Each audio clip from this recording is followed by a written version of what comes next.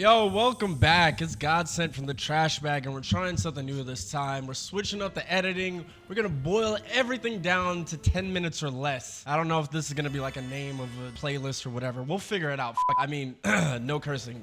Beep that out. I'll beep that out. Anyways, so this is chapter 3 of the One Piece Odyssey playthrough. So on this one, we finally get back from Alabasta or Alabarna, and Audio is taking us to the next wind/dust temple. At this point, he told us that the core we got from the Thunderhead lightning ruin guy, whatever, was the key to this one. So we pull up on the place. We have the crew all together. He opens the door and we go in. I really didn't know what to expect because Alabarna was super long. I think I spent like 4 or 5 hours going through the complete storyline of Alabarna. So I don't know if these temples were gonna be as long as it. After being in Alabarna for so long, I forgot there was even this mysterious island we haven't even explored yet. I was completely sucked into seeing Vivi again, seeing Ace, fighting Crocodile. It was just a trip down memory lane. I haven't watched the beginning of One Piece in a while. First thing I noticed when we walk into the Dust and Wind Temple is that it reminds us of Alabarna immediately. Sand everywhere. The aesthetic is actually really pretty. The chandeliers on the roof, just like the old temple design. So there's this theme I've been seeing throughout the past 3 chapters. There was like an intro and then the other 2 chapters, right? So there's tons of cutscenes, which I'm not 100% mad at because they're all voiced and everything. It's not just you reading. You actually have the characters voiced and telling you the story and everything that's going on, right? But they'll have you come back from one cutscene, take 2 steps, and then go into another cutscene, right? And I would prefer it to just be one long cutscene where I could just like sit back and watch and enjoy for like 5 minutes of me watching like the story build up instead of me coming back to play to think that I'm actually back to playing the game and then go into another one. And I'm like, oh, okay. It's more annoying than anything. And then the second biggest problem I've had with it is this back and forth. They really like tease you. They really edge you with this. So they'll have you go 2 blocks down the street, talk to someone, go back 3 blocks, talk to someone, go back 10 blocks, talk to someone, instead of just like making this easier, more streamlined. They have you bouncing around throughout the whole map, which is just a pain in the ass. Ugh. The reason I even brought that up is because we walk into the Wind Temple, right? Just to get the cutscene of us saying, oh, we can't cross here. We need something to help us cross. Thinking that, oh, I gotta find something inside the temple. You don't, right? The whole point of this is to leave here and go back to Alabarna to go find the crab, turn the crab into a cube, bring the crab back with us to use just to cross over, bro. I'm cutting this. I'm not, for the edit, I'm just gonna cut this out. You don't have to see any of this because this is actually ridiculous. I fucking hated this. While I came back to Alabarna, I finished all my bounties and everything, all the side quests. I made sure I did all of that. So I got some extra loot, money-wise, and then some other drops like some more rings, necklaces, and everything.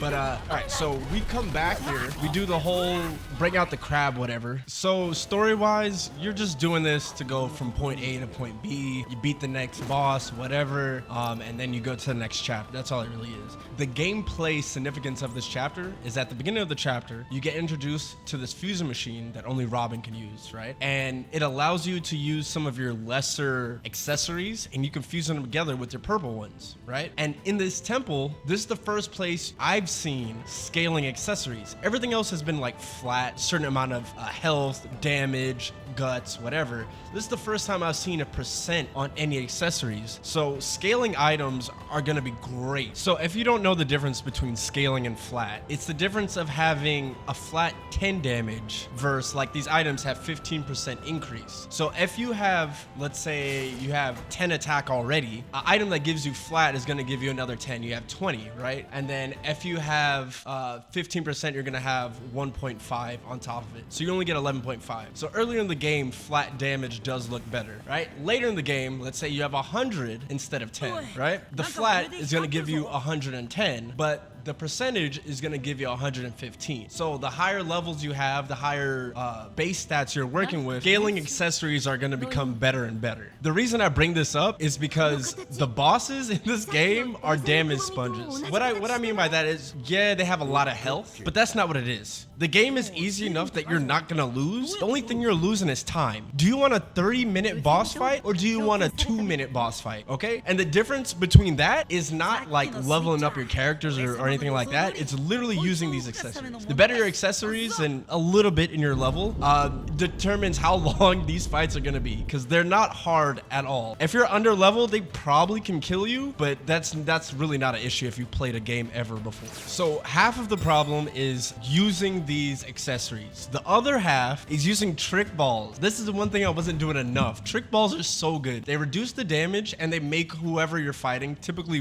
when you're doing a boss fight, it's just one person, increases their how susceptible they are to a certain damage type. So in here we have I think it's lightning, poison, and fire. Lightning, poison, and fire, right? So you can make a boss susceptible to these things and take increased damage as well. These are just some things I wish I knew when I started. Thank you for coming to my One Piece Odyssey TED Talk. But anyway, if we get back to the temple's pretty simple. When you go to the main room, it shows you like a little hourglass shaped pillar in the room, and this pillar flips the whole room. If you go downstairs, it takes you to one room. If you go upstairs, it takes you to the other. If you choose to go downstairs first, it's a whole bunch of lights that have to be reflected. This puzzle is super easy. The lights only reflect one way, so there's no wrong answer. It's either yes or no. So once you line up all of those, certain doors open, you get your loot. Biggest problem I had was I thought I had to finish the last one, but you don't. The main thing you have to do is make sure the energy battery thing is turned on. Once that part is turned on, then you can go back upstairs and flip the whole room again. If you choose to go upstairs first, you're practically just gonna collect loot. You can't get to the next emblem without flipping the room. So it is better to handle downstairs first. After that, you flip the room, you go back in the one,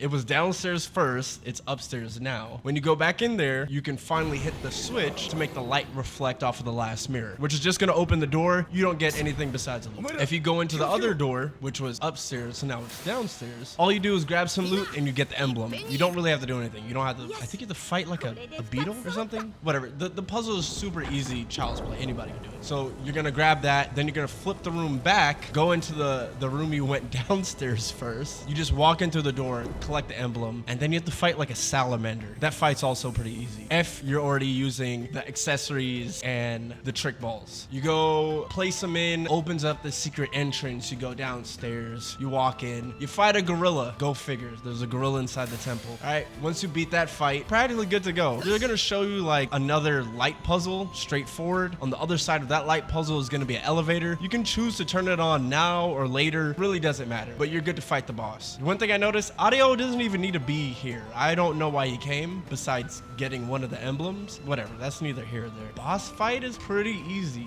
Nothing really crazy to work on. Once again, the biggest thing about like this wind desert ruin is getting to that, what are those monkeys called? Baboon Bomber. Hey, yo. Get into that junk shop and finding those percentage attack, health, and I think defense accessories. You only get 2 of each. So those are really good. Besides that, nothing hard's happening here. So my thoughts on the chapter, the Dust Ruin design was pretty dope. I enjoyed going through it, but the puzzle was super simple that I was kind of annoyed doing it. I thought I was gonna get a little bit more out of it. Even the enemies, even if I did fight them, they were easy, but I could juke most of the enemies. Even going for the chest behind them and stuff like that, I can usually pull them from where they were, run around them, and grab the item anyways. It wasn't a problem. Oh, so positive. The whole temple aesthetic, whatever, was beautiful. Like walking in and then seeing stuff on the ceiling, and then where you walk in initially through the doors, it was just pretty. It was pretty in general. So this is a pretty dumb question to ask, but I have to ask. If anybody knows if this is canon or going to be canon, please let me know. Because there's too many connections to the actual anime/manga that I'm concerned about. I'm not caught up on the manga or the anime. There's like references to Winteria or wherever Nami was training during the time skip. Some of their artifacts or ruins or language, whatever, is coming back to this island somehow. So I don't know, there's a lot of connections going on. Even the world government is talking about things that could or could not be canon. I don't know. I would like to know. So if you do know, please let me know. Thank you. If you made it this far, drop me a like and subscribe. I'm gonna try to come up with more content and faster. I'm getting better at doing this. So hopefully you guys are enjoying it. If you want some anime reviews or some weird ass discussions with the homies, check out the trash bag. URL is in the description or on the channel. Just check that out. Yeah? Thanks.